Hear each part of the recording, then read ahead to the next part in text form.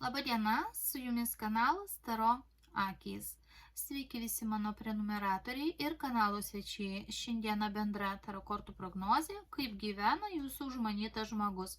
Taigi jums reikia sugalvoti, apie kokį žmogų norite pažiūrėti. Tai gali būti vyras, tai gali būti moteris, tai gali būti vyresnis žmogus, jaunesnis, tai gali būti žmogus iš jūsų praeities, tai gali žmogus būti, kurį šiaip stebite ir net nepažįstate ir taip toliau. Tai gali būti bet koks jūsų užmanytas žmogus ir pažiūrėsime, kaip jisai gyvena. Kortas į mūsų The Slavic Legends Tarot. Tai yra, jų nenusipirksite šiaip paprastai, jos yra gaminamos tam tikros studijos, studija vadinasi Taroteka studija. Kortos yra pagamintos 2022 metais, sąlyginai naujos, apynaujos kortos, labai gražios ir jas aš nusipirkau. Esu pasakojus, kodėl aš jas nusipirkau. Pirmiausia, aš pažiūrėjau, kad jos fantastiškos ir kokybė jų fantastiška, bet kadangi tose kortose yra visos sudėtos slavų tautų, pavyzdžiui, čia auksinė žuvelė, visos tradicijos slaviškos. Pagalvojau, galbūt man jų nereikia, bet paskui peržiūrėjau po kiek laiko dar kartą, susikaupiau ir ryšium su tuo, kaip mes glaudžiai esam susiję su visais pasaulio įvykiais, turiu omeny ypač paskutiniųjų 2 metų, kur labai ryškus įvykiai slavų tautose, slaviškose tautose susiję yra ir su mumis. Aš pamaniau, kad man šitų kortų būtinai reikia ir jas įsigijau. Įsigijau didesnio formato, bronzinis tas šonai jų, fantastinio vaizdavimo, nenusakomo grožio kortos. Patį paviršių pasirinkau Silk Matte. Atrodo, lyg tai būtų kokia šilkinė medžiaga.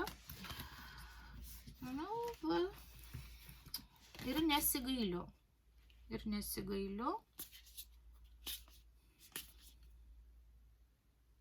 Yra tokių kortų, kurios labai susijusios su man artimais dievais, vaizdavimu, gamta, visais tokiais gamtos ritualais. Oi, pažiūrėkit, kokie personažai gražus.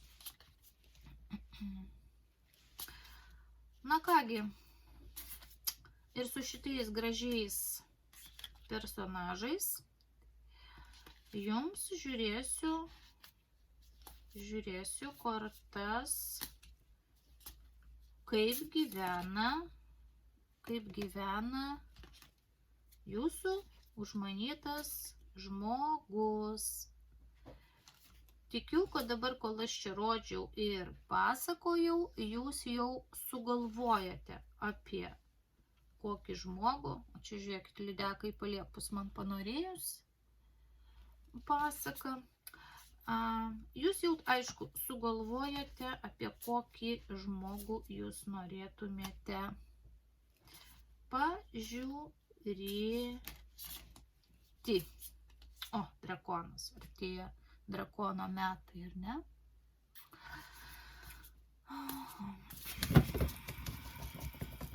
Tai va, tokia meditacija truputėlį jums trumputė.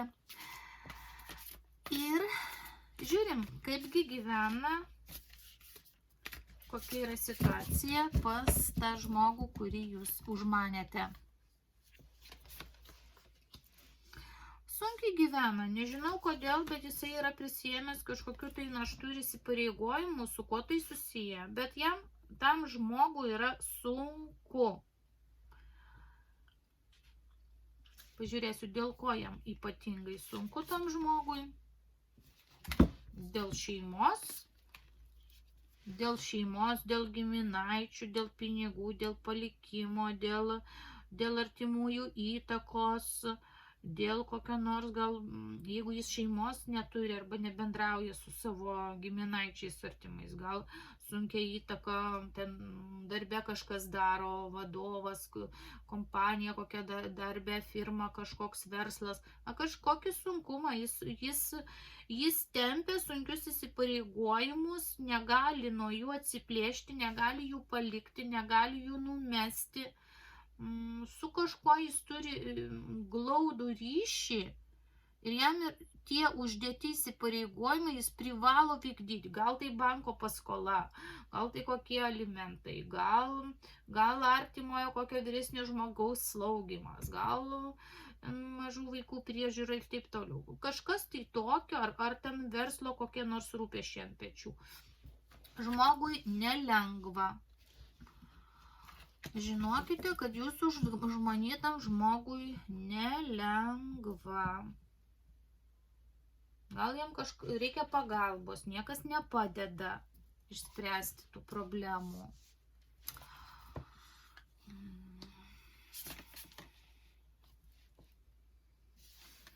Žmogus tikisi ir laukia kažkokio pagerėjimo, laukia finansinės naudos, laukia, kad kažką jau jisai padarė ir dabar kažkokie tai finansai pas jį turi pareiti.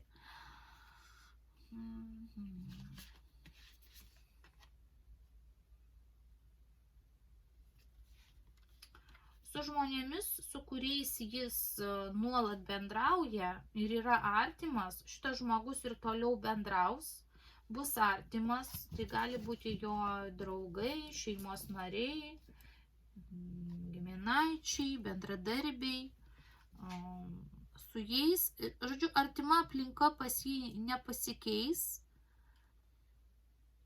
ten, kur jis važinėja, būna, kontaktuoja, tai nepasikeis, tai viskas pas jį bus gerai. Vadinasi, aš kaip suprantu, jis turi aplink kažkokius žmonės, kurie jam svarbus ir dėl kurių jis daug daro arba jie daro daug dėl jo. Ir tas pas juos ryšys yra nenutrūkstamas.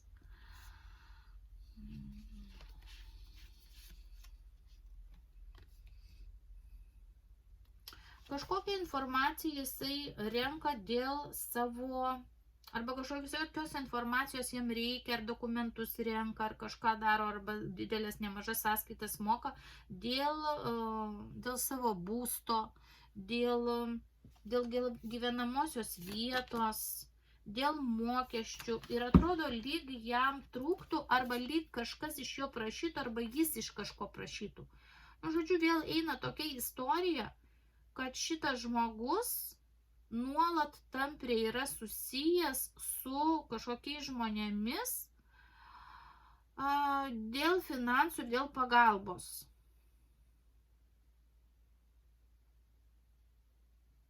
Gal jis gyvena pas giminaičių ir neturi savo būsto, arba kažkas pas jį gyvena ir jis teikia pagalbą. Va čia yra kažkokie tai mainai. Neina konkrečiai man dabar įžiūrėti, kas kam tą pagalbą teikia, ar jisai giminaičiam ir artimiesiam draugam, ar jam.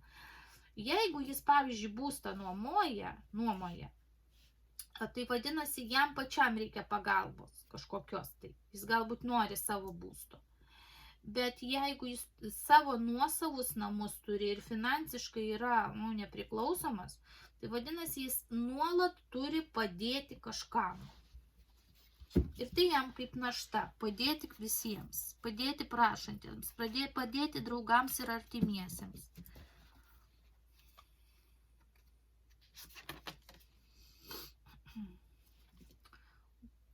Dabar meilės situacija ir romantizmo pas jį yra nebloga.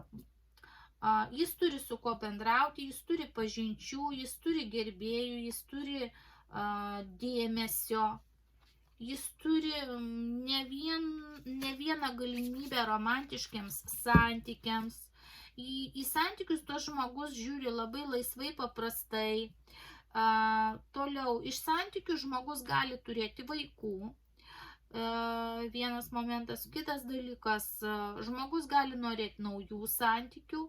Ir dar vienas momentas, šitas jūsų užgalvotas žmogus į santykius žiūri kaip į linksmumą, iš santykių nori pasitenkinimo, linksmumo ir labai toli į perspektyvas nežiūri. Žiūri, kad šiandien gerai santykiuose, šiandien smagu, o kas bus rytoj, labai daug neplanuoja. Tai reiškia, žmogus nėra susikaupęs planuoti dėl santuokos ir vaikų. Na, dėl vaikų išskirtiniais atvejais gali būti, jeigu tas žmogus vaikų neturi, gali norėti jau vaikų.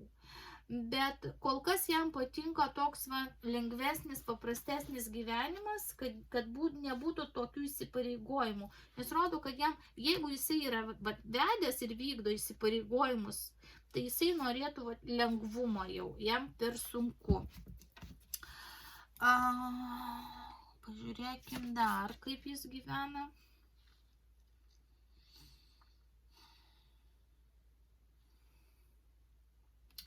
Na, kasdien jisai kažkur vyksta. Vyksta, važiuoja, ten į darbą, pavyzdžiui, taip rutiniškai kasdien. Turi vadovauti, laikyti šitą situaciją. Jo rankose yra. Kasdienė situacija darbinė yra jo rankose. Jisai vadovauja tam viskam, pas jį yra visi resursai.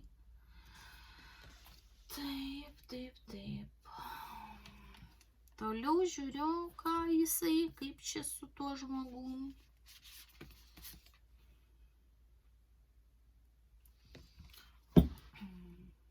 Aš matau, kad pas jį kažkokie arba yra sudaryti neteisingi sandoriai, arba jie tokie laukia, arba jisai yra įklimpęs į tam tikrus įsipareigojimus, kurie jį baigia pribaigti. Kokie tai įsipareigojimai? Ar santokiniai, ar darbiniai, ar verslo, ar dar kažkokie, arba, kaip sakiau, tenai kokios nors skolos, paskolos. Bet ar tai sveikata jau nebeleidžia tempti toliau tos naštos?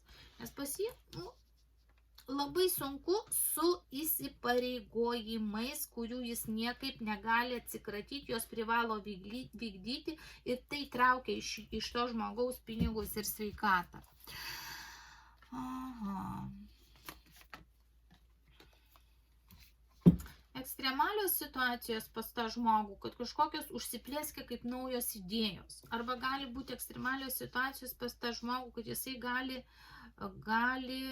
žinot, ir čia ir pagal šitą nulinę kortą matosi, kad jisai nori kažkokio šviežumo, atsinaujinimo, kad jisai galbūt norėtų naujų santykių, naujo polėkių, kad jisai norėtų kokiu nors, aš nežinau, jeigu tai vyrukas, tai gali būti netgi norėtų smagių, intimių santykių.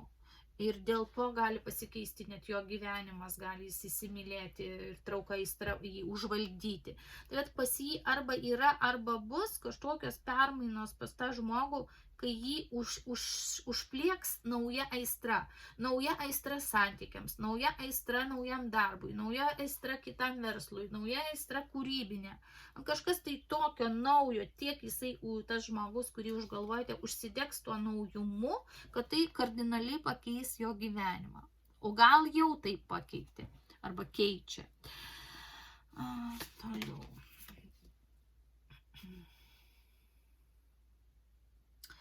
Į kažkokias tolimas keliones jisai netrodo, kad vyktų, nebent į kokias piligriminės kaip atsiskyrėlis. Kitas dalykas, jisai, jeigu jis ir rodo, nori laisvumo to gyvenime, bet vis vien dvasinės vertybės kažkur giliai pas jį yra ir jisai analizuoja, filosofuoja, netgi per religiją jisai žiūri į savo gyvenimą tam tikrų filosofinių žvilgsnių. Iš kitos pusės jisai ne tiek gilinasi į kitus žmonės ir į kitų jausmus, jisai labai gilinasi į save, į savo kelią, į savo gyvenimą. Žiūrėkit, savo socialinio statuso ar ten karjerinių tikslų jisai siekia netgi ne visada sąžiningais būdais, bet tas žmogus pasiekia. Pasiekia nelabai sąžiningai to, ko jis nori.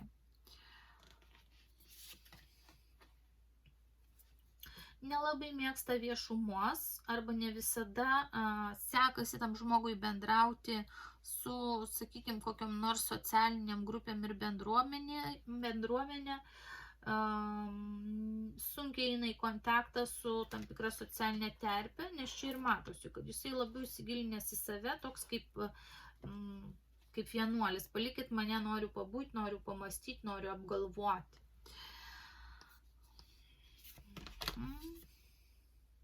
Nu, žiūrėkit, dabar kas jam gali trukdyti? Jeigu turi vaikų, vaikai ir įsipareigojimai vaikam gali trukdyti tos savo gyvenime perversmus ir naujoves. Ir jeigu tai finansiniai kažkokie įsipareigojimai, tai gali trukdyti finansai, jų nebuvimas arba įsipareigojimas dėl finansų kažkam. Tai vat yra trukdžiai, nes arba vaikai, arba finansai. Plus dar gali, aišku, būti žinios, kad jam trūksta žinių kažkokių. Todėl jisai daug masto. Tai va čia pas jį tokie trukdžiai yra.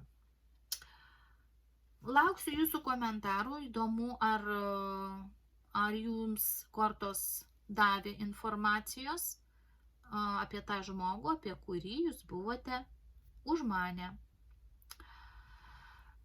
Visiems linkiu, kadangi video pirmas šiais metais, visiems linkiu gražių metų. Sveikinu su naujaisiais 2024 metais. Ačiū, kad esate su manim. Ačiū savo prenumeratoriams ir kanalo svečiams. Kas esate svečiai, tapkite prenumeratoriais. Ačiū, kad stebite. Komentuokite, kokių video norėtumėte, kokią temą norėtumėte. Ir šiaip, kaip aš kad visada prašau, komentuokite daugiau negu 7 žodžiais, nes tokie komentarai vertingi ir padeda palaikyti kanalą. Ačiū jums visiems, apkabinu, būkit laimingi ir su jumis buvo kanalas Taro akys.